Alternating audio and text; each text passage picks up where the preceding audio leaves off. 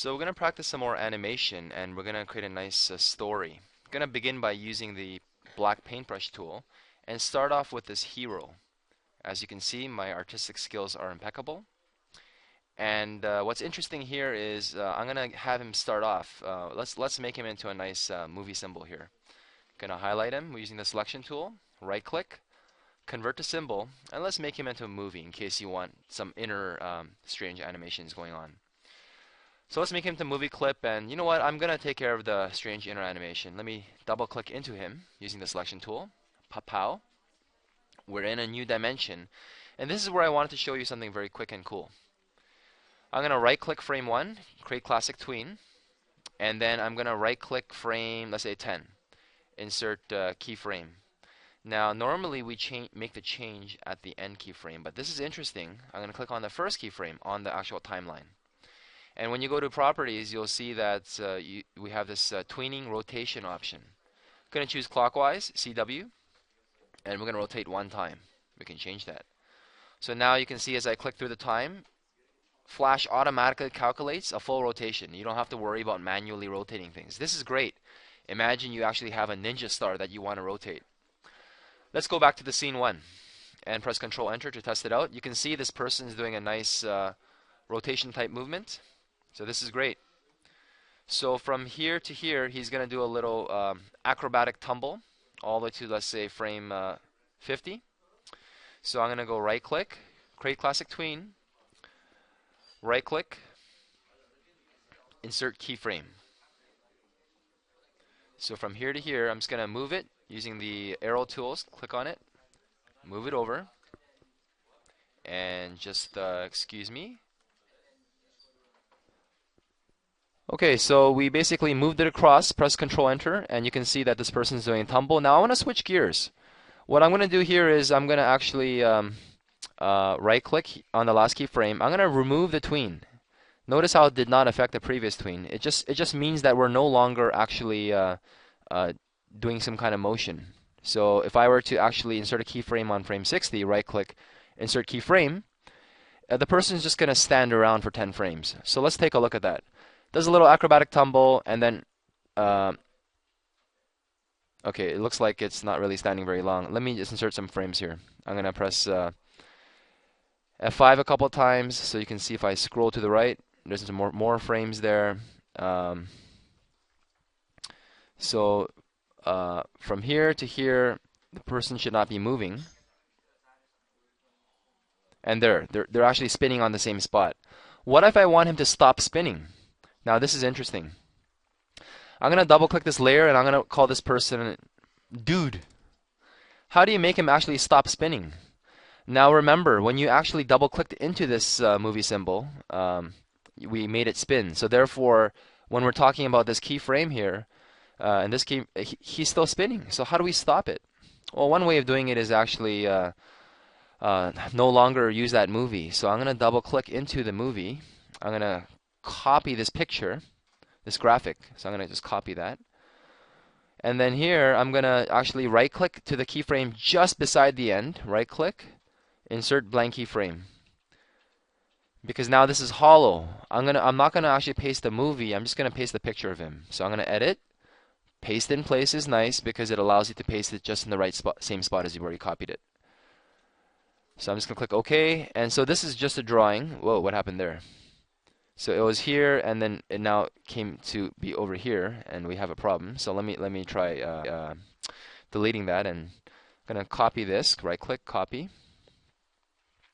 And then I'm going to actually go here and go edit, paste in place. So right now we do have the same movie, which is a problem. I should have just inserted a keyframe, but that's okay. But I'm going to right-click, break it. When you break movies apart, you can break it. This is a graphic symbol now. I'm going to right-click, break it again. You can break things, and generally when you get rid of that blue line, the blue box, the symbol box, you can now erase and draw on it using the paintbrush.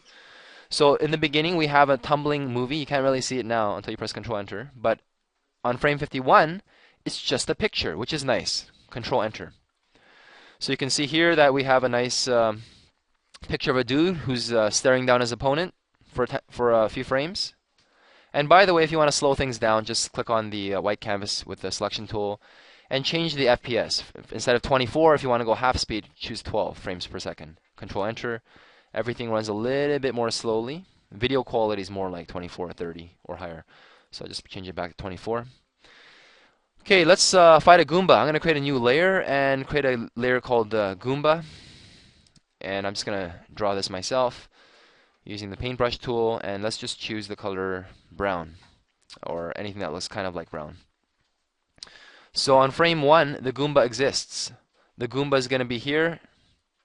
And you can see there's a very beautiful Goomba. I'll use the paint bucket tool to fill in the Goomba here. And of course, you can use the paintbrush tool again, and we'll just give the Goomba black eyes. And the Goomba is not very happy. He's sad. It's like that Super Bowl commercial where, you know, everyone was very sad in the office, but then you got that Jamaican positivity, yaman. But anyways, he's sad because he's always the bad guy. Reminds you of any movie? All right, so here we go. We have a Goomba here. The Goomba here is not very happy. He's just there, yeah, I'm not gonna do much with him. Let's make him into a movie. I think we should. Let's right click, convert to symbol, make him into a movie. Too lazy to rename that. Click OK. If we had time, you'd probably should make him animate in some interesting way, but let's just, for the sake of simplicity and for the sake of time, finish this video. So what's going on here? We have different layers for different things, which is a good idea. You can hide layers, you can lock layers so you don't accidentally mess it up. But let's go through the time here. The person's going to do a little acrobatic tumble. The person's going to stare down the Goomba. And then finally, let's make the person jump. So how can we make the person jump? Maybe we should create a new layer. I wonder if I can create a regular tween here. So what I'm going to do here is I'm going to, on the dude layer, right-click, insert a keyframe. So this is just like a regular picture frame. He's just standing around. I'm going to right-click, create classic tween. Sorry, create motion tween, because I like the way that it arcs. Can I do this or not? I'm not sure. Create motion tween. And it looks like it created a new layer, so it needs a new fresh start. That's okay. I'm going to create this layer called Dude 2. So the Dude 2 layer actually has that, the classic, not the classic, the new motion tween that has that nice arced line. So let me make the Goomba layer exist a little bit longer. Just going to scroll to the right here using the arrow keys. I'm going to click here, press F5. F5, let's make it exist all the way to frame 105. Let's go back to the dude layer. And now that we created a motion tween, notice how you can actually drag out the right. This is for the regular motion tween. You can drag out the right to specify the duration. You should right-click, insert a keyframe, and let's just do the all. So right-click keyframe all. All means you can do multiple things. And let me drag this on top of the dude here. And let's let's make him like actually land here, right inside of the Goomba. And when you actually use a selection tool, click on the white area and then hover over the line. You see a little quarter semicircle there. You just drag it and make him do one of these. So let's think about it. Let's scrub through the timeline here. You can scrub through by clicking on the numbers and holding down the left mouse and dragging. The person's going to do a little jump here. Woo! And then how do we crush the Goomba? So around here, around frame 103, 104, around here is when I want to start crushing the Goomba. Okay, so let's press the little right arrow, make some more room. Let's make the Goomba layer a bit longer. Let's go all the way to frame 140, press F5. So the dude here starts crushing the Goomba. So what I'm going to do here is click here on the Goomba layer, right click, insert keyframe. So right now the Goomba has been doing nothing thus far, but starting from here, and let's make this a bit longer, up to frame 110. So here, all the way to from here. Oops, let's change that now. I just messed it up. Press F5 to insert some frames here. Shift F5 to remove frames. So starting from here, we really should start crushing the Goomba. So I'm gonna just press the Shift F5. I'm trying to align this animation up. So starting from here, this is where we should start crushing the Goomba. Okay, so how do we do that? I'm gonna right click, gonna create a classic tween.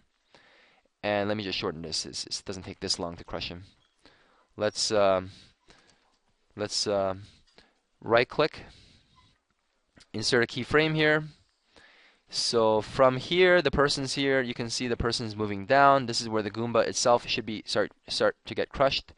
So what I'll do is on the last keyframe, I'm just going to press the transform tool, the third tool, and just squish it down. And we should probably move him down as well using the arrow keys. So there you go. Let's take a look at what happened. So from here, it went one, crush, crush, crush.